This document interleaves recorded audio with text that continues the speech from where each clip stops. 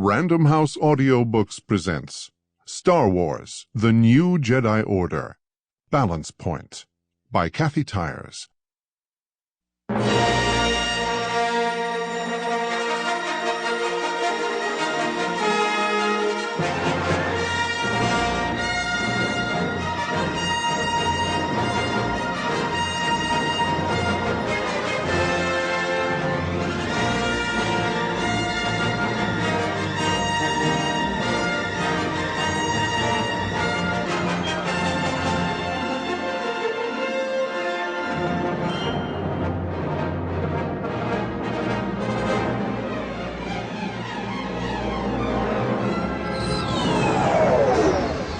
Lieutenant Jacen Solo rolled her X-Wing fighter up on its port S-foil and shoved her throttle forward. A Yuuzhan Vong Carl skipper had been harrying her wingmate. As it went evasive, a minuscule black hole appeared just off its tail and gulped down every splinter of laser energy Jaina poured into it. She matched her X-Wing speed to the skips and pursued. There'd been dozens of battles since Colonel Gavin Darklighter invited her to join Rogue Squadron. Her pride hadn't faded, but the thrill sure had. Too many midnight scrambles, too much death, too little sleep. But I'm in Rogue Squadron, she reflected, feathering her throttle, not because of who my parents are, and not because the Force is strong in my family, but based on my own piloting skills. Besides, she thought, Rogue Squadron ought to include at least one Jedi Knight. The skip she was chasing swooped toward the Bothan assault cruiser Champion, which was flying cover for another refugee convoy. Kalarba's industrialized moon, Hask, already wobbled in its orbit. The situation was hauntingly similar to Cernpedal's last hours, almost 10 months ago. There would be even greater losses here, to the Kalarbans. But to Jaina, like her dad, Cernpedal had been a tragedy that might never be matched. Vaping these skips wouldn't bring back Chewbacca, but it helped deaden Jaina's bitter memories. Keeping one finger on her stutter trigger, she showered the coral skipper with crimson laser splinters. Her sensor showed the vortex draw back slightly, a little closer to the enemy ship that projected it. On her primary screen, a Chiss clawcraft swooped in from behind. Covering you, Rogue 11. Now, Jaina thought as she tightened her index finger on the main firing control, loosing a solid burst from all 4 of her lasers.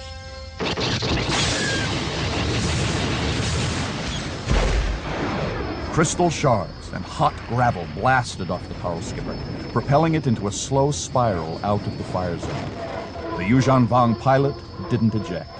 They all died with their ships, by choice, it seemed. Another skip vectored her way. 11! A voice cried in her ear. Break starboard! Hot slime! Jaina goosed her throttle and broke, pitching her against her harness. The X-Wing shuddered. "I'm hit!" she cried.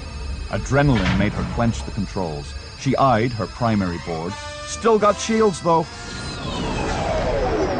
She feathered stick and rudder, bringing the X-Wing about, and maneuvering. Now she saw the big enemy ship astern of Champion.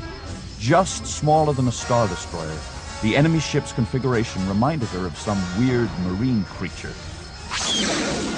Blinding plasma was already pouring out at Champion. Rogues! Colonel Darklighter's cry caught her off guard. Somebody just sucked Champ's shields. Get clear! Jaina wrenched her stick and punched for full speed. She was passing Champion's port nacelle when light broke through from deep inside. Slowly, with an eerie, fatal beauty, a seam opened on Champ's glossy side. A voice shouted in her ear. 11, get clear! The blast flung her against her instrument panel. Rudder pedals seemed to crush up through her legs. Her cockpit sides buckled, then vanished. A siren shrieked in her ears. She flailed down into the Force, grasping desperately. Then a white explosion of pain washed awareness away.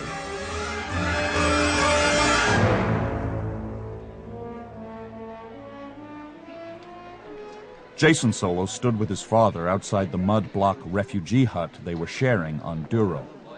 Under the translucent gray dome that protected Settlement 32 from the planet's ruined atmosphere, tension wrapped around him like a Jaren glass snake, invisible but so palpable through the Force that he could almost feel its coils constrict. Something was about to happen. He could feel it coming when he listened through the Force.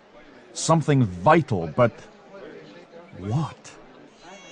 A Rin female, velvet-furred with a spiked mane, her tail and forearm bristles graying with age, stood talking to Jacen's dad, Han Solo. "Those are our caravan ships," she bellowed, waving her hands. "Ours!" She snorted, and the breath wonked through 4 holes in her chitinous beak.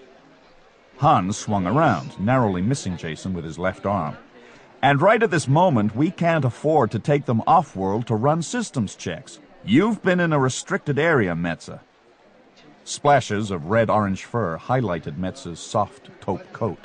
Her blue tail tip trembled, a gesture Jacen had learned to interpret as impatience. "Of course we've been in the ship lot," she snapped. "There's never been a security fence Rin couldn't get inside, and those are our caravan ships, ours." She tapped her chest. "And don't tell me to trust you, Captain. We do. It's Selkor we don't trust. Selkor and the people up there." She waved her arms skyward. Jacen's dad could sympathize with refugees making unofficial reconnaissances, especially on board their own ships. But Han was in charge now. Instead of showing his amusement, he was supposed to enforce Selkor regulations. Publicly, at least. Jacen watched the show, trying to pick up one more piece of the puzzle he felt in every cell of his being. Trained as a Jedi and unusually perceptive, he could tell that the Force was about to move, to shift. This time, he didn't dare miss the clues. He leaned against his hut's outer wall and stared out over his new home in Settlement 32. The synth-class dome had been engineered by Selkor, the New Republic Senate Select Committee for Refugees, to hold 1,000 settlers. Naturally, 1,200 had been squeezed in. Besides these outcast Rin, there were several hundred desperate humans, delicate Vors, Vuverians with their enormous round heads, and one young Hutt. And the relentless Yuuzhan Vong kept sweeping across the galaxy, destroying whole worlds, enslaving or sacrificing planetary populations. If the Yuuzhan Vong could be stopped, the New Republic hadn't figured out how. Han stood with his left hand on his hip, arguing with Metza, who led the larger of 2 Rin clan remnants. Han had chased the Rin over half the New Republic, trying to gather his new friend Droma's invasion-scattered clanmates. As world after world closed its doors to refugees, the Rin had been beggared, duped, and betrayed. They'd taken terrible losses. They needed a sponsor. So a reluctant Han Solo registered with the burgeoning Select Committee for Refugees. Just long enough to settle them someplace. That was how he explained it to Jacen, anyway. Jacen had fled here from Coruscant. 2 months ago, the New Republic had called him and his brother, Anakin, to Centerpoint Station, the massive hyperspace repulsor and gravity lens in the Corellian system. There'd been hope that Anakin, who had activated Centerpoint once before, could enable it again. Military advisors had hoped to lure the Yuuzhan Vong into attacking Corellia, and they meant to use Centerpoint as an interdiction field to trap the enemy inside Corellian space and then wipe them out. The New Republic might never recover from the catastrophe that followed. Jacen could see stress in his dad's lined face and in the gray growing into his hair.